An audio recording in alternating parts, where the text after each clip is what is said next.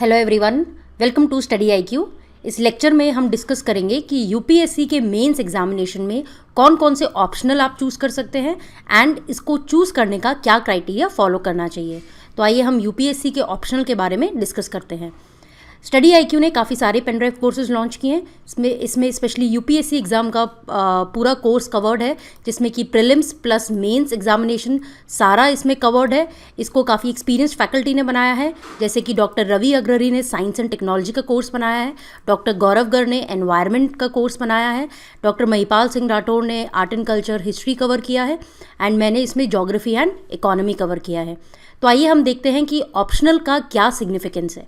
Optional के बारे में अगर हम देखें तो ये कहा जाता है कि 90% of battle is one at the time of choosing optional itself.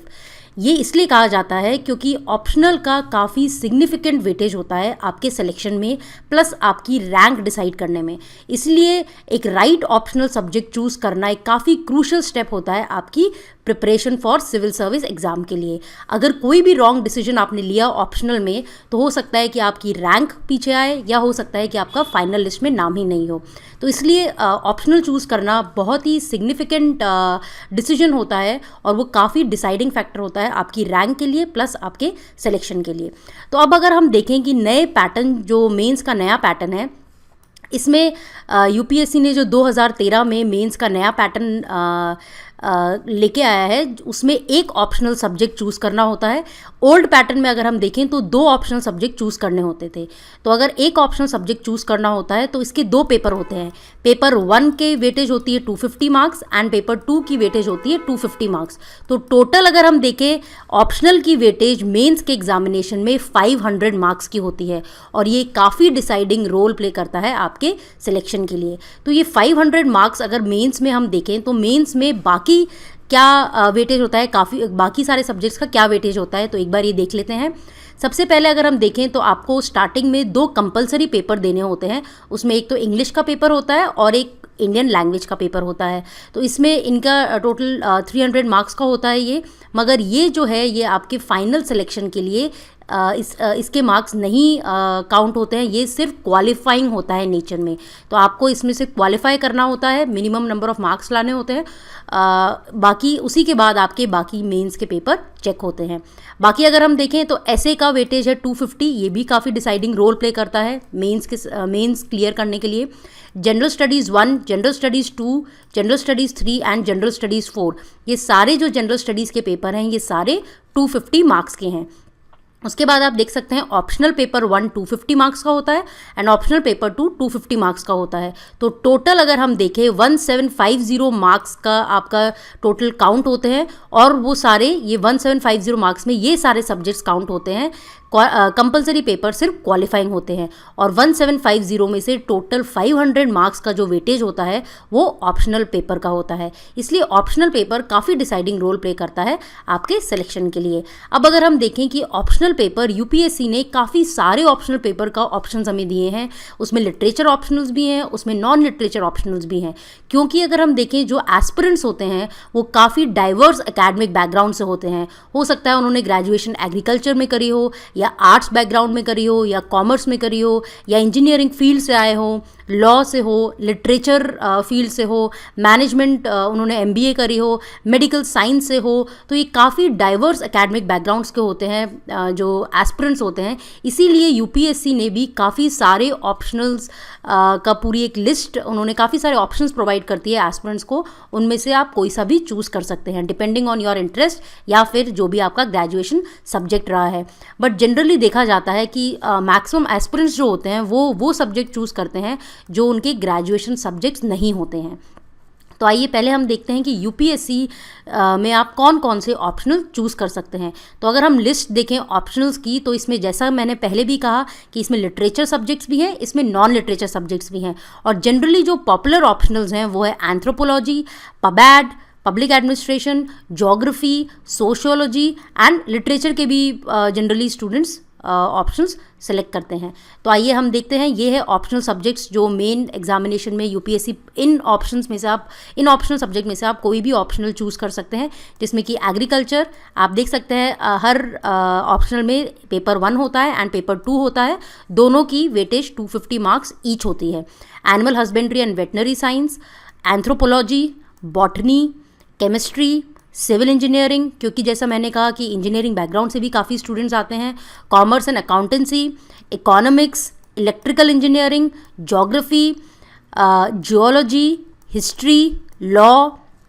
इसके बाद अगर हम देखें तो मैनेजमेंट, मैथमेटिक्स, मैकेनिकल इंजीनियरिंग, आप देख सकते हैं इंजीनियरिंग में civil engineering, electrical engineering and mechanical engineering, ये 3 इंजीनियरिंग के ऑप्शनल्स अवेलेबल हैं। Medical science, philosophy, physics, political science and international relations, psychology, public administration, sociology. तो आप देख सकते हैं ये सारे आर्ट्स बैकग्राउंड वाले हैं, philosophy, psychology, public administration, sociology.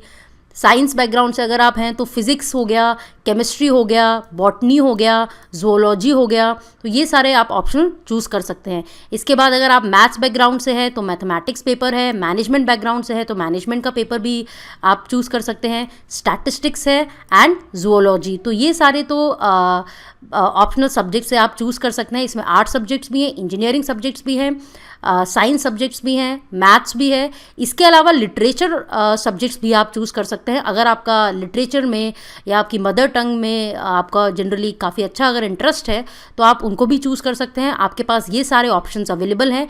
Literature subjects जो कि आप मेंस एग्जामिनेशन में चूज़ कर सकते हैं वो है Assamese, Bengali, English, Gujarati, Hindi, Kannada, Manipuri, Maithili, Malayalam, Marathi, Odia, Punjabi, Sanskrit, Santhali, Sindhi, Arabic, Sindhi Devanagari, Tamil paper, Telugu and Urdu. तो ये सारे आप लिटरेचर सब्जेक्ट्स चूज़ कर सकते हैं अगर आपका स्पेशल इंटरेस्ट है आपकी मदर टंग और उससे रिलेटेड लिटरेचर में, या फिर आप अगर साइंस बैकग्राउंड से हैं, इंजीनियरिंग बैकग्राउंड से है, आर्ट्स बैकग्राउंड से है, तो यूपीएससी ये सारे ऑप्शंस आपको प्रोवाइड करता है कि आप अपने रिस्पेक्टिव ग्रेजुएशन फील्ड से भी ऑप्शनल चूज़ कर सकते हैं, या फिर आप अगर कोई दूसरा ऑप्शनल चूज़ करना चाहते हैं जो ग्रेजुएशन से डिफरेंट हो वो भी आप चूज़ कर सकते हैं। तो आइए, हमने अभी देखा कि कौन कौन से ऑप्शनल्स आप चूज़ कर सकते हैं यूपीएससी के मेन एग्जामिनेशन के लिए, प्लस इसकी कितनी वेटेज होती है। अब हम देखते हैं कि आपको क्या क्राइटेरिया फॉलो करना चाहिए कोई भी ऑप्शनल सब्जेक्ट को चूज़ करने के लिए। तो आपको कभी भी एक ऑप्शनल सब्जेक्ट चूज़ करना हो, भले ही वो आपका ग्रेजुएशन सब्जेक्ट हो या फिर आपका ग्रेजुएशन सब्जेक्ट से डिफरेंट ऑप्शनल सब्जेक्ट अगर आप चूज़ कर रहे हैं, तो आप ये फॉलोइंग स्टेप्स फॉलो कर सकते हैं। पहले तो आप जो लिस्ट यूपीएससी ने दी है सारे ऑप्शनल सब्जेक्ट की, आप उनको थरली पढ़िए कि कौन कौन से पॉसिबल ऑप्शंस है आपके पास। जैसा कि मैंने अभी भी बताया आपको, जो सारे लिटरेचर और नॉन लिटरेचर सब्जेक्ट्स हैं ऑप्शनल में जो यूपीएससी आपको सारे ऑप्शंस प्रोवाइड कर रहा है, तो आप एक बार उनकी उस पूरी लिस्ट को अच्छी तरह से थरली एक बार स्टडी कीजिए। उनके नेम्स आप पढ़िए, उन सब्जेक्ट्स को आप बार बार पढ़िए कि आपके पास कौन कौन से ऑप्शंस हैं जिनको आप चूज़ कर सकते हैं।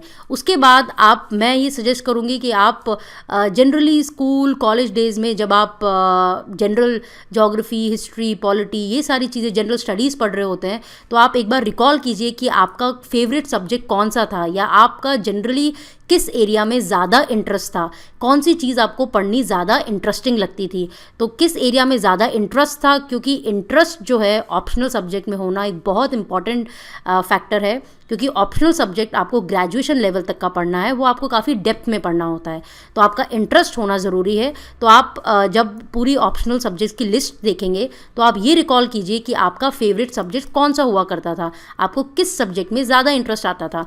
कई लोगों को हो सकता है कि उनको हिस्ट्री या हिस्टोरिकल चीज़ों को पढ़ने में ज़्यादा इंटरेस्ट आए, कई लोगों को हो सकता है कि उनको ज्योग्राफी से रिलेटेड चीज़ें पढ़ने में ज़्यादा इंटरेस्ट आए। इसके बाद जो अभी करंट में न्यूज़ चल रही है, तो आपको कौन सी चीज़ें ज़्यादा इंटरेस्ट करती है। अगर आपको पॉलिटी या कॉन्स्टिट्यूशन इसके बारे में, इससे रिलेटेड जो भी न्यूज़ आती है वो इंटरेस्ट करती है, तो आप उस पर्टिकुलर ऑप्शन को चूज़ कर सकते हैं। तो इससे आप पूरी शॉर्ट लिस्टिंग कर सकते हैं। जो भी अभी मैंने सारे ऑप्शनल आपको बताए उसमें से आप शॉर्ट लिस्टिंग कर सकते हैं कि आप के पास पहले तो कौन कौन से ऑप्शनल्स अवेलेबल हैं, दूसरा आपको स्कूल या कॉलेज डेज़ में कौन सा एरिया ज़्यादा ज़्यादा इंटरेस्टिंग लगता था।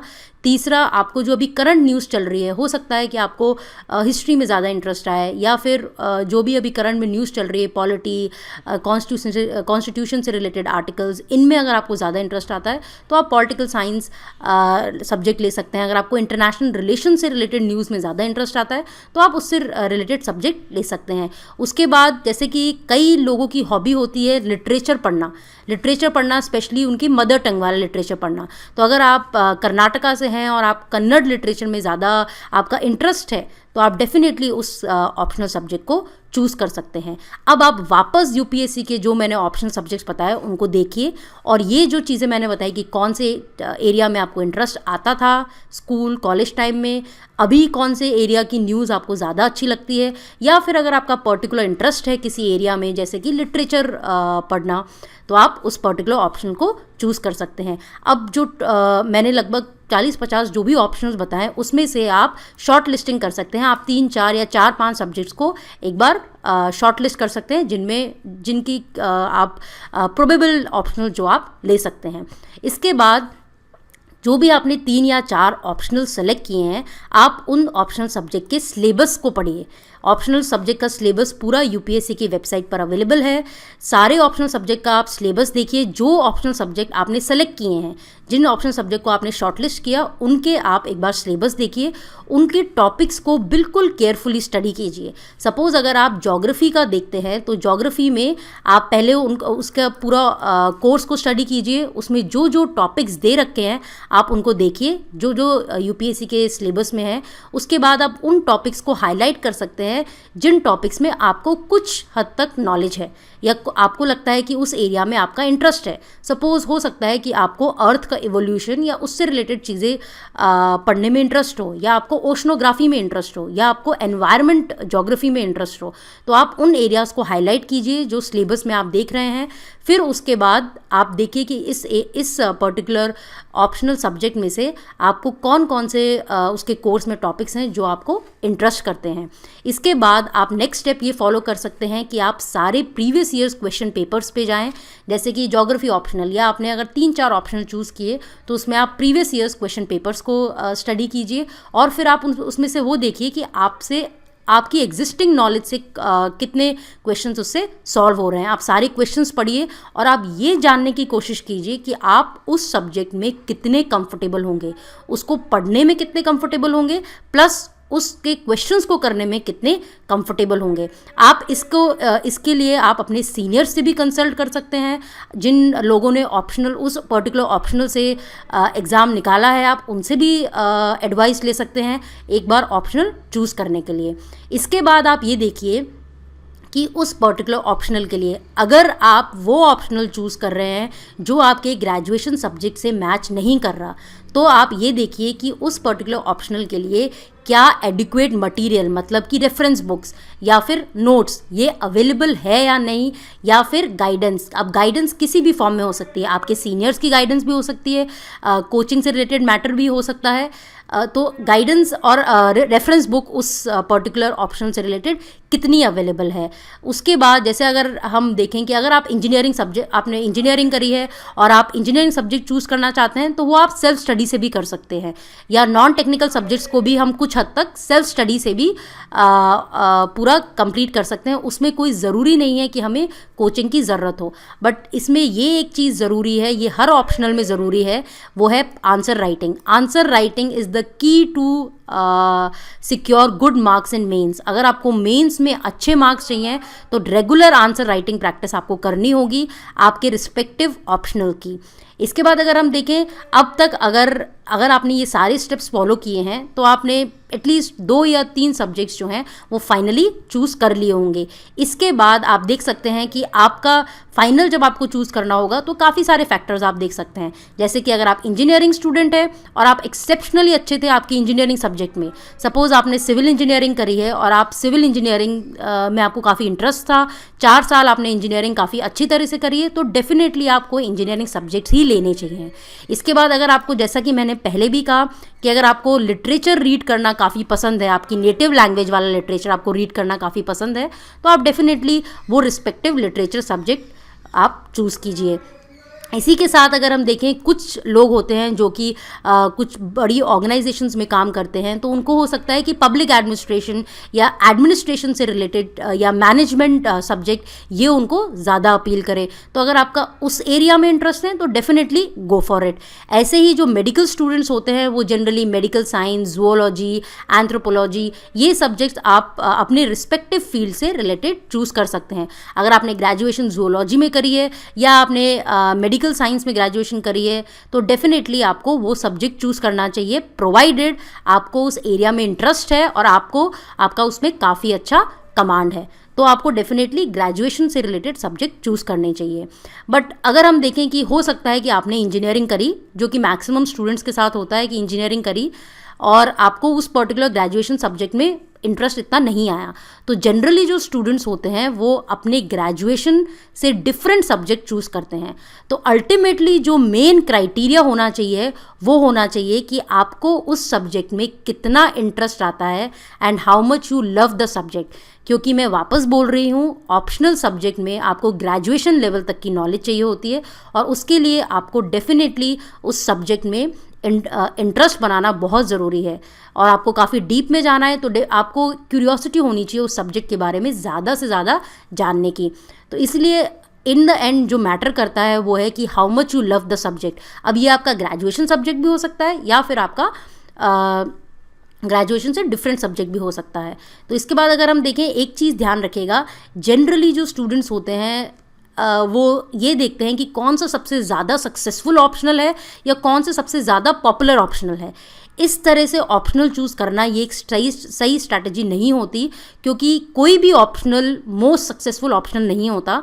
और जो जनरली अगर हम देखें anthropology, geography, political science and international relation, sociology, ये जनरली पॉपुलर होते हैं। तो ऐसा नहीं है कि जो बाकी लोग चूज़ कर रहे हैं आप भी वही चूज़ करें।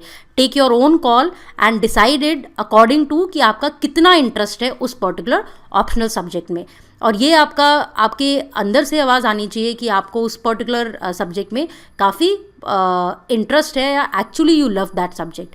तो इसलिए हमने क्या स्टेप्स पढ़े, किस तरह से आपको ऑप्शनल चूज़ करना है, ये एक बार मैं वापस बता रही हूँ। पहले तो यूपीएससी में जो भी ऑप्शनल सब्जेक्ट की पूरी लिस्ट दे रखी है आपको वो एक बार पढ़नी है। अच्छी तरह से आपको ये पता होने चाहिए कि यूपीएससी आपको कौन कौन से ऑप्शंस प्रोवाइड कर रही है ऑप्शनल सब्जेक्ट चूज़ करने के। उसके बाद आप ये देखिए कि आपका जनरली फेवरेट सब्जेक्ट कौन सा रहा है स्कूल में या कॉलेज डेज़ में, आपको किस एरिया में ज़्यादा इंटरेस्ट आया है। इसके बाद आप ये देख सकते हैं कि करंट में जो न्यूज़ चल रही है उसमें आपका इंटरेस्ट एरिया कौन सा है। जैसा कि मैंने कहा कि हो सकता है कि आपको ज्योग्राफी या इस एनवायरनमेंट से रिलेटेड न्यूज़ ज़्यादा इंटरेस्ट करे, या हो सकता है आपको पॉलिटी या कॉन्स्टिट्यूशन या लीगल जो मैटर्स होते हैं उससे रिलेटेड न्यूज़ ज़्यादा इंटरेस्ट करें। तो आप अपना इंटरेस्ट और आपका जो पास्ट में फेवरेट सब्जेक्ट रहा है ये देखिए। उसके बाद उस पर्टिकुलर ऑप्शनल सब्जेक्ट का सिलेबस चूज़ कीजिए। आप ये देखिए कि उस पर्टिकुलर ऑप्शनल सब्जेक्ट का जो आप सिलेबस चूज़ करेंगे, आप ये उसमें देखिए कि सिलेबस में कौन कौन से टॉपिक्स हैं जो आपको अभी आते हैं या जिसमें आप थोड़ा कंफर्टेबल हैं। उसके बाद आप सारे जो उस पर्टिकुलर ऑप्शनल पेपर के जो आपने सेलेक्ट किए हैं, अगर आपने 2-3 ऑप्शनल पेपर सेलेक्ट किए तो उसमें से फाइनली एक कैसे सेलेक्ट करेंगे, तो उसके लिए आप उसके प्रीवियस ईयर्स क्वेश्चंस को देख सकते हैं। प्रीवियस ईयर्स क्वेश्चंस को देखने के बाद आप ये देखिए कि आप उस ऑप्शनल सब्जेक्ट में कितना ज़्यादा कंफर्टेबल हैं, और फाइनली जो एंड में मैटर करता है वो है कि आप उस ऑप्शनल को कितना इंटरेस्ट से पढ़ते हैं या आपको कितना इंटरेस्ट आता है। क्योंकि जब तक आपको इंटरेस्ट नहीं आएगा आप उस सब्जेक्ट में डेप्थ में नहीं जाएंगे, जो कि ऑप्शनल सब्जेक्ट में मार्क्स लाने के लिए बहुत ही इम्पॉर्टेंट है। तो ये सारे स्टेप्स हैं जो आपको फॉलो करने हैं कोई भी ऑप्शनल सब्जेक्ट चूज़ करने के लिए। इसके बाद अगर हम देखें कि क्या क्या चीज़ें हैं जो आपको फॉलो नहीं करनी है ऑप्शनल चूज़ करने के लिए। पहले तो किसी भी ऑप्शनल को आप ऐसे मत देखिए कि उसका सिलेबस बहुत छोटा है तो वो 15-20 दिन में ही हो जाएगा, तो आप उस ऑप्शनल को चूज़ कर लें। अगर आपका उसमें इंटरेस्ट नहीं है और आप किसी शॉर्ट सिलेबस वाले ऑप्शनल को चूज़ करते हैं तो डेफिनेटली आपके उसमें मार्क्स नहीं आएंगे। तो ये कोई क्राइटेरिया नहीं है, ये कोई सही क्राइटेरिया नहीं है short syllabus of that particular optional कि आप उस कारण से किसी ऑप्शनल को सेलेक्ट करें, ये सही तरीका नहीं है। दूसरा, जनरली जो स्टूडेंट्स करते हैं कि उनके फ्रेंड्स भी वही ऑप्शनल ले रहे हैं तो वो भी वही ऑप्शनल प्रेफर करते हैं, या फ्रेंड्स के नोट्स अवेलेबल हैं तो हो सकता है कि वो ऑप्शनल चूज़ कर ले। ये भी एक सही तरीका नहीं है। जैसा कि मैंने पहले भी कहा, you take your own call कि आपको किस एरिया में इंटरेस्ट आता है। इसके बाद कोई भी ऑप्शनल सब्जेक्ट हाई या लो स्कोरिंग नहीं होता। अगर आपको उसकी सिग्निफिकेंट नॉलेज है, आप उसके क्वेश्चंस अच्छी तरह से अटेम्प्ट कर पा रहे हैं, तो डेफिनेटली आपके उसमें मार्क्स आएंगे। तो ऐसा नहीं है कि एक साल किसी एक ऑप्शनल ने अच्छा परफॉर्म किया तो वो हाई स्कोरिंग बन गया, हो सकता है कि दूसरे साल वो ऑप्शनल इतना अच्छा परफॉर्म नहीं करे। तो ऐसा नहीं है कि कोई भी ऑप्शनल बहुत ज़्यादा हाई स्कोरिंग या बहुत ज़्यादा लो स्कोरिंग होता है। तो ऑप्शनल का जो मेन क्राइटेरिया है चूज़ करने का, जैसा कि मैंने पहले भी कहा कि ये मेन क्राइटेरिया होना चाहिए ऑप्शनल को चूज़ करने का। जैसे कि आपको ये सारे स्टेप्स फॉलो करने हैं। अगर आप फर्स्ट टाइम बिल्कुल अभी यूपीएससी की प्रिपरेशन स्टार्ट कर रहे हैं और आपको ऑप्शनल चूज़ करना है तो डेफिनेटली आप ये प्रोसेस फॉलो कीजिए। इसके बाद अगर हम देखें कि most popular optional subject, generally students ये करते हैं कि जो भी जैसे पब्लिक एडमिनिस्ट्रेशन लिया तो ये जनरली बहुत ही पॉपुलर सब्जेक्ट्स हैं, या एक ईयर में पबैड ने पब्लिक एडमिनिस्ट्रेशन में बहुत अच्छे मार्क्स आए हैं, तो जनरली स्टूडेंट्स उस पर्टिकुलर ऑप्शनल को चूज़ कर लेते हैं। तो ये भी सही तरीका नहीं है, क्योंकि जैसा कि मैंने पहले भी कहा कि हो सकता है कि इस साल उस ऑप्शनल ने अच्छा परफॉर्म किया हो सकता है नेक्स्ट ईयर वो ऑप्शनल इतना अच्छा परफॉर्म नहीं करे। इसके बाद अगर हम देखें कि ऐसा भी होता है कि जनरली स्टूडेंट्स थोड़ा मिसगाइड हो जाते हैं, कोई भी कोचिंग इंस्टीट्यूट उनको ये बोल रहा है कि आप इस ऑप्शनल को चूज़ कर लें, ये ज़्यादा बेटर है। तो जैसा कि मैंने पहले भी कहा कि बेटर है कि आप अपने खुद से डिसाइड करें, आपके इंटरेस्ट एरिया को देखें, उस पर्टिकुलर ऑप्शनल को स्क्रीन करें कि उसमें सिलेबस क्या है, उसमें पास्ट में कैसे क्वेश्चंस पूछे गए हैं।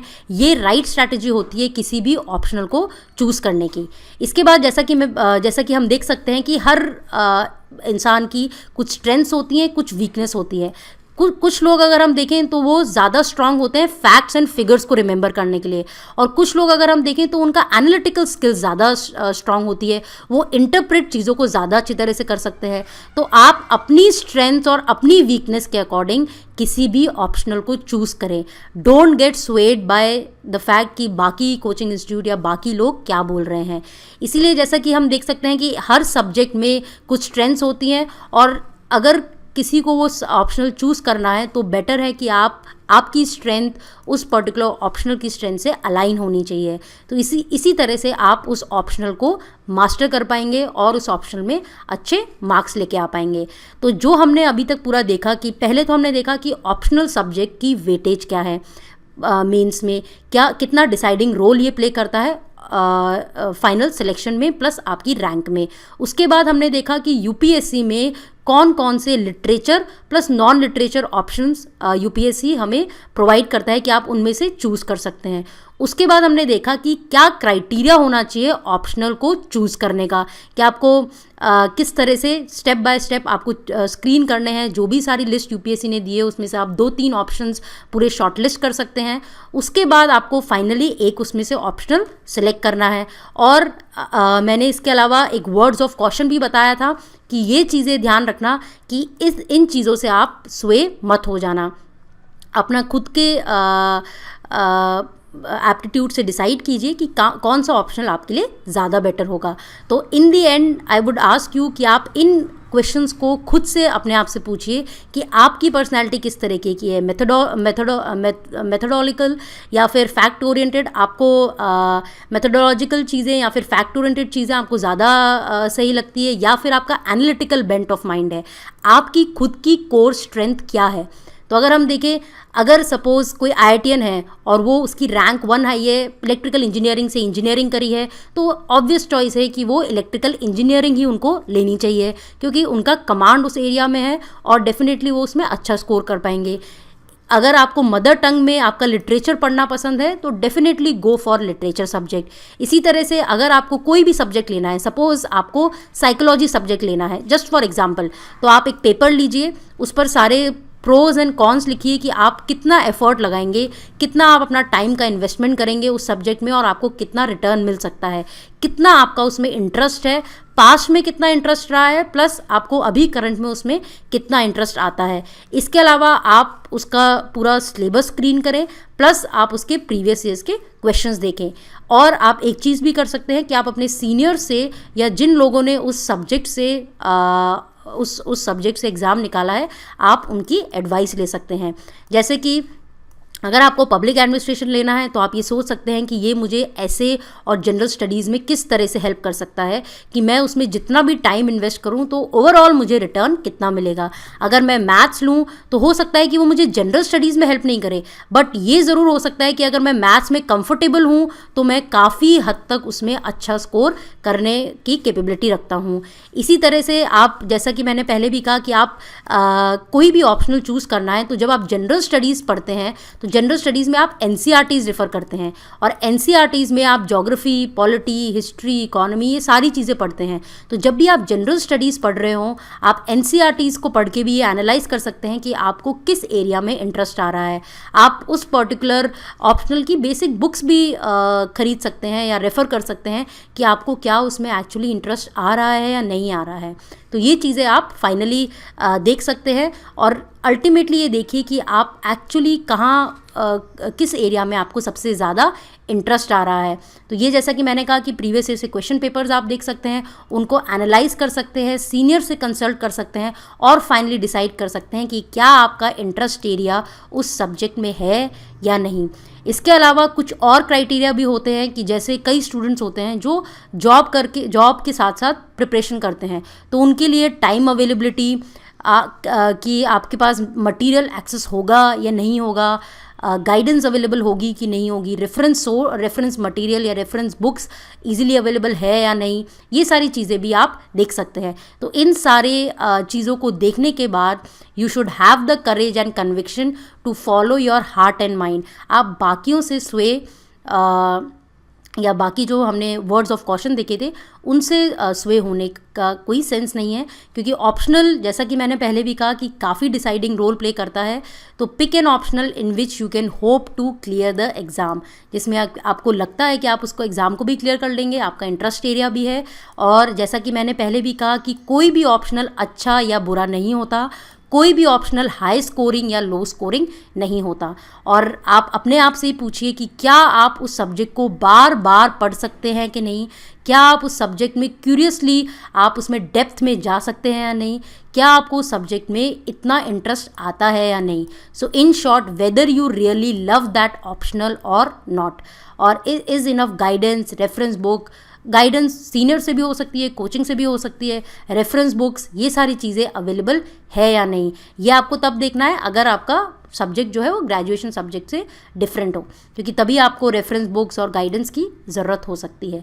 तो ये हमने देखा कि ऑप्शनल की क्या वेटेज होती है, क्या सिग्निफिकेंस होता है, कौन कौन से ऑप्शनल्स होते हैं, क्या क्राइटेरिया आपको फॉलो करना है ऑप्शनल चूज़ करने के लिए, और एंड में हमने देखा कि क्या आपको वर्ड्स ऑफ कॉशन फॉलो करने हैं। Thank you, all the best.